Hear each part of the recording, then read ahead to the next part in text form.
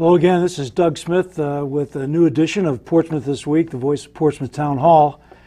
My special guests today are Jim Dilley, the Executive Director of the Portsmouth Housing Authority, and Richard Longaluco, Management Consultant and Property Manager of the Portsmouth Housing Authority. Welcome, gentlemen, both of you. Thank you. Thank you. Good morning.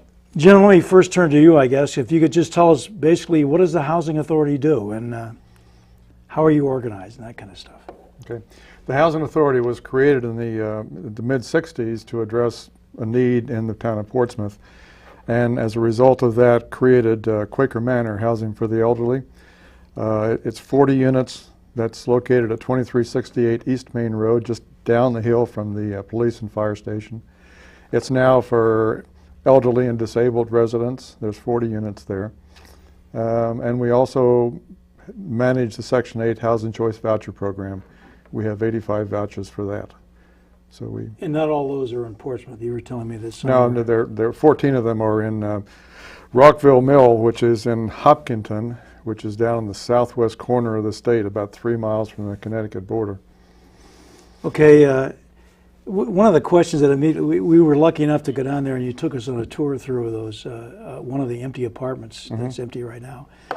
Beautiful apartments, I thought, and a very nice setting, and everybody seemed to be pleased and happy, the folks that we ran into out there.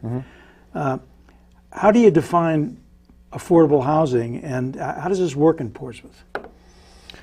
We're going to swap okay, you can back switch. and forth. Yeah, please, I can send that to Rich. Well, affordable housing is, as you indicated, it's housing that is usually funded in some way, whole or in part, by federal dollars. Usually, with the programs we run are through the Housing and Urban Development, HUD.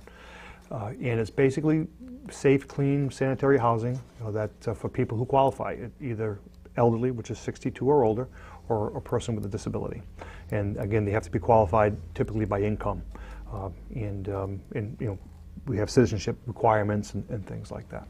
Okay, are there income levels? Yes, there are. You need to qualify. Every year, HUD posts what they consider the income limits for the geographical area. So it can be different in every town. And in Portsmouth, they consider it's based on the area median income. In Portsmouth, it's about $90,000 for a family of 4, considered to be area median income. HUD has 3 levels. They have affordable housing, which is 80% of that. And then you have low income is 80%. You have very low, which is 50%, and you have extremely low, which is 30% of the area median income. Wow. And we serve all 3 of those. So categories. our median family income is $90,000 a family in Portsmouth? For a family of 4. That's what they based on their HUD calculations. Wow, that's fantastic. Yeah. So how do people come in? How do they? What is the process if somebody's interested in looking into this, if they are low income or they feel like they might qualify now? Well, they can contact the Housing Authority, and we do have a waiting list, so they can get their name on the waiting list. They submit an application, and we have a process that we check. We have to verify that they are eligible, whether it be by age, disability, their status as a citizen, income levels. So it's a very complicated process, but it's something that we do every day, and then we put them on the waiting list. We should note that on the waiting list, we've got a waiting list for single applicants and then for couples, because they're only 1-bedroom apartments, so you've either got to be single or a couple. Right. And on that wait list right now, we have 70 single applicants. Wow. And 10 couple applicants.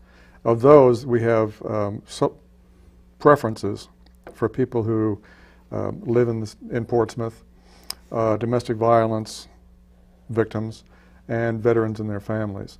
So when we apply those selection preferences, then we've got 18 of the 70 singles have a preference. So in other words, if something comes up and they're one of those, they're at the top of the preference list, they will be the next one chosen. And the same thing with the couples. Okay, now, since you are part of HUD, a federal organization, I assume that all these criteria that you need to meet are very strictly enforced and checked and everything through background checks or whatever they do. Sure, very much so. In part of the application process, you mentioned something, background checks, credit checks, and we do check with previous landlords. Just because it's federally funded and subsidized in that way doesn't mean that we'll accept people who are going to be problematic to the complex. I mean, it's a community type complex, so we we need to make sure these people are, decent, Right. people who are not going to disrupt the whole operation. And they need you need essentially to prove that you're what you say you are. Exactly. So that's part of the eligibility, process that we go Yeah, through. we talked through this a little bit before, and I was quite impressed with how complex and how interlocking it is, and it seems like it'd be very difficult for somebody to fool their way into this, Sure. Yeah. No. We take it very seriously. Yeah. Well, I think you have to when people are concerned about fraud in government, and I think this is one that you seem to have a very good handle on. Now you're part of HUD. You get your funding from HUD, federal dollars out of our tax dollars. How do you relate to the town of Portsmouth? I will say we're an instrumentality of the town of Portsmouth. Let me quickly explain that. The Housing Authority was created by the town back in the mid-60s, and the town council appoints the members of our Board of Commissioners. So each year a commissioner is appointed for a 5-year term. We have 5 commissioners, and then they rotate on a 5-year basis. So each year one commissioner renews. And so that's our relationship with the town. Beyond that, all the oversight is provided by HUD.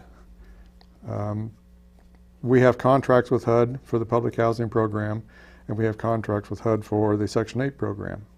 And then they provide the oversight of our daily operations, and they do most of that remotely because so much information is transmitted to HUD electronically on a real-time basis that they've got a very good feel of exactly what's going on. From all the other government agencies that people interact with, I guess, Yes, right? yes, yeah. So that HUD has got a very good feel for what's going on at Quaker Manor in our Section 8 program. So they monitor us remotely for the most part, but they also do an evaluation of us every 2 to 3 years. And you guys have gotten great evals. We have. What I can see, if you can explain that a little bit, the point system of the. Do you want to take that? Sure. Yeah. In the 2 different programs, the public housing program, they have what they call a public housing system where they actually examine it's called FAS, it's an acronym, and what they do is they look at 4 key points on how we operate. One would be financially, how we are financially with our, how we're spending our money, and do we have enough in reserves and things. Second is the physical condition of the property, and they come and do a physical inspection of the property. Then they also look at the capital funds that we receive, make sure we're managing them properly, and then also program management as a whole. How are we running? Are we following the rules? Are we going by the waiting list? Are we doing all the things that we need to do? And we're scored based on 100. And anything over a 90 is considered a high performer. And Portsmouth Housing Authority is definitely a high performer. Not all housing authorities are. I know that we did a quick examination on that, and of the 25 housing authorities that are out there, there are only 4 or 5 high performers in Rhode Island, correct, that we could identify. There's a lot of small agencies that they don't actually post the number for, Portsmouth being one of them. So, but there are plenty housing authorities that are considered a standard performer, which is more than a 70, and there's one in the state that's troubled, which means there's something going on there that HUD doesn't like. Yeah. And so that's how we're based. And it's important that we follow these rules and we do the best we can, because if we don't, HUD will actually cut our funding. And of course we can't afford to have that happen. There's little enough money there as it is. And the Section 8 program, they also monitor that. Monthly we have to submit what they call a voucher management system report. So every month we submit to HUD electronically what we do in the Section 8 program and the rental assistance program, and everything from how much money we've spent for rent, and it calculates our administration fees, and so every month we do that.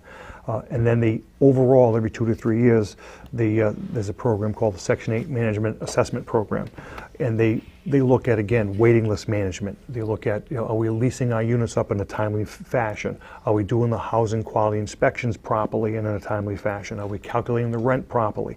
So it's a very complicated process, and that's what most people don't understand, what really goes into this. But again, it's taxpayers' dollars. We need to show that we're doing this the right way. I'd like to add that this is a family report. And every time an action happens with respect to one of our clients, that is filed. It's 14 pages long, and it's filed with HUD electronically anytime there's an action with respect to that client. In other words, when Rich does a housing quality standards inspection, That is recorded with HUD. It's put in electronically.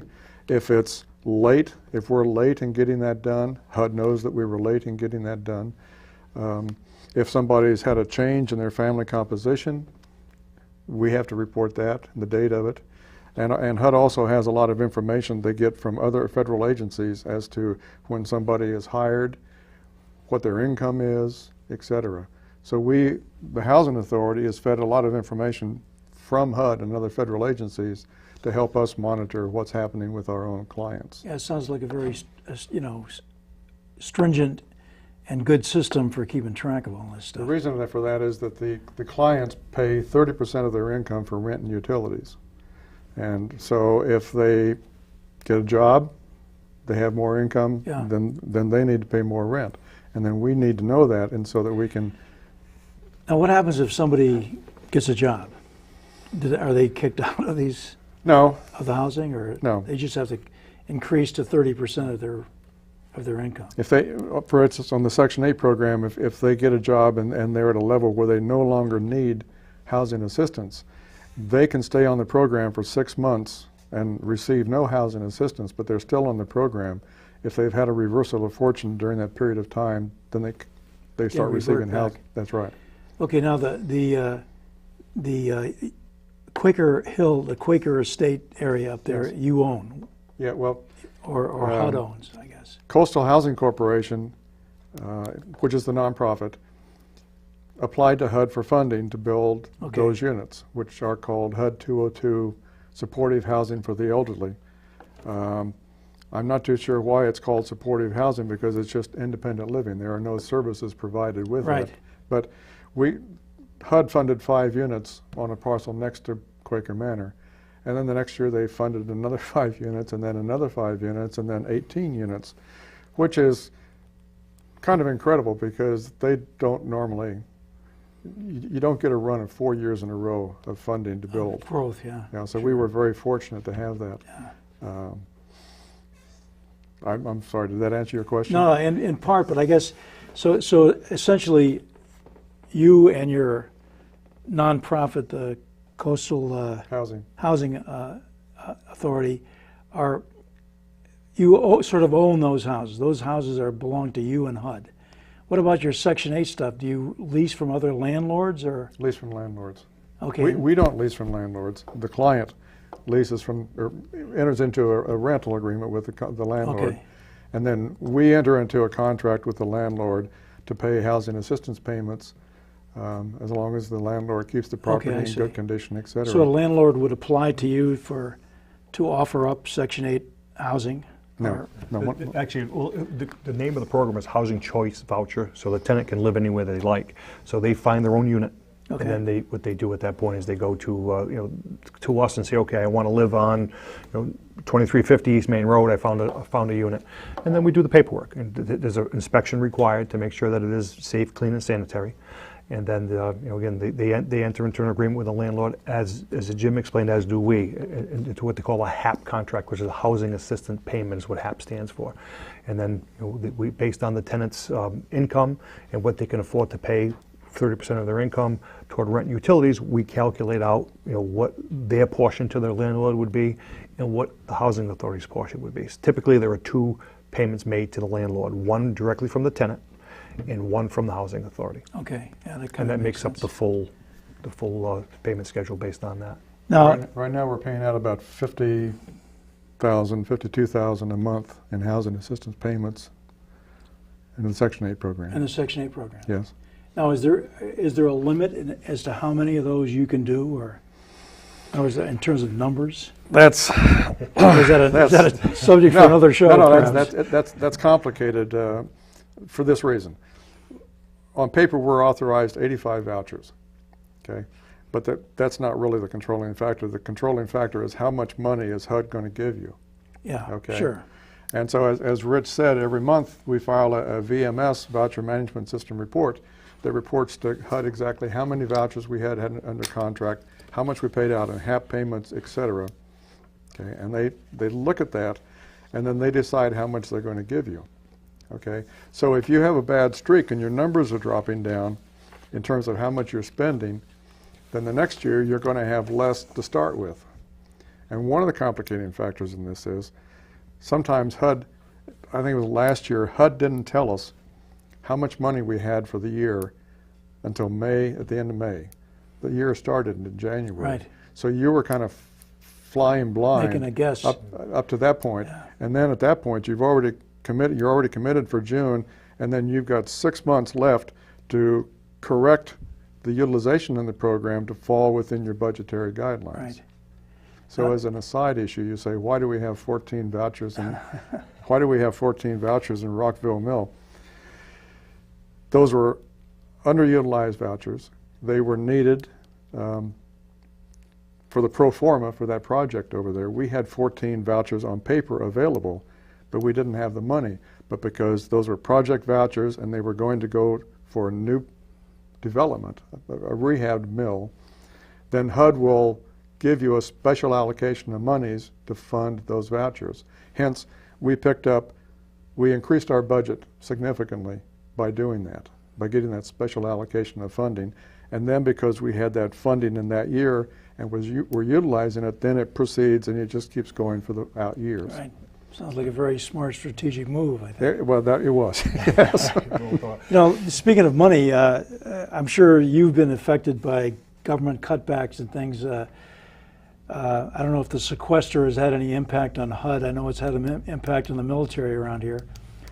What's been the result of the funding problem for you guys? Well, we had funds cut like everybody else has.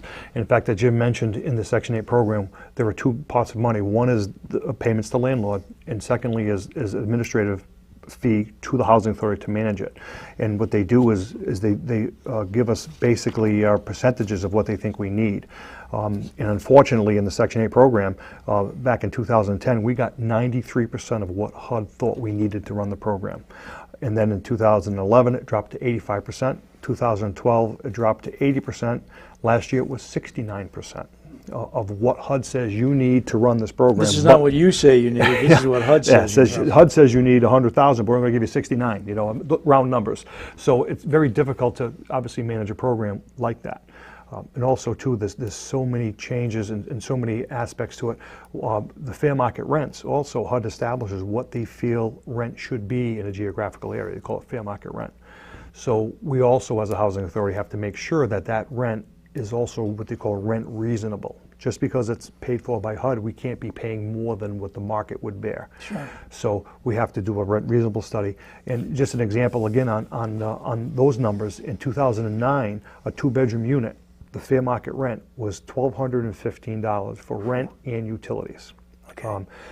And in 2014... And where was that, in Portsmouth? In Portsmouth. Okay. This is Portsmouth specific. Okay. In 2014, a two-bedroom fair market rent is $1,119. So that's $100 less a month 5 years later. You know, now a landlord will look at that and say, well, I want to be in the program, but my taxes have gone up, my insurance has gone up. Yeah, how are but they the rent is doing going this? down. Yeah. So it becomes a challenge to try to, keep our landlords pleased, to keep our tenants in good, clean, safe, affordable housing. It's always a challenge trying to make it all balanced. Yeah, well, I thought the military had a lot of acronyms until I started talking to you guys. Forget about that. Let me just clarify something else. Portsmouth Housing Authority, Coastal Management Authority, they're interrelated, and don't tell me they're an instrumentality because I don't know what that means. They are. But how exactly does it work? I know the boards are cross-connected here because you're on both of them, for example. Yes. How does that work? Does the Coastal Management Authority do things that you can't do? Is that how it works? Or are they like your action agent or something? Basically, yes. Federal regulations provide for housing authorities to enter into relationships with a variety of nonprofit organizations. And the nonprofit organizations, for instance, a housing authority cannot borrow money, but yet coastal housing could go out and get money from HUD to build Quaker 1, Quaker 2, Quaker 3, and Quaker 4, okay? And so now we're using the same staff, we're using the same equipment, we're managing all these properties, and all the costs are fair share between coastal housing and Portsmouth housing on a per unit basis. In other words, Portsmouth housing's got 40 apartments, coastal's got 33, and so you fair share on a per unit basis between those. Okay, so essentially, they do what you can't do Yes. because of legal issues and other things. Yes. Okay. And now, Now it makes sense to me, I think. okay, and now legal counsel tells us that we should form a for-profit property management company under the nonprofit. He says, he says universities and hospitals do that. They create for-profit entities to create a revenue stream that goes to the nonprofit. Because HUD funding keeps diminishing and diminishing, we got to figure out a way to, and we're very good at property management. We've got a lot of HUD oversight and experience. We can generate income that way and help make up for what's not provided by HUD.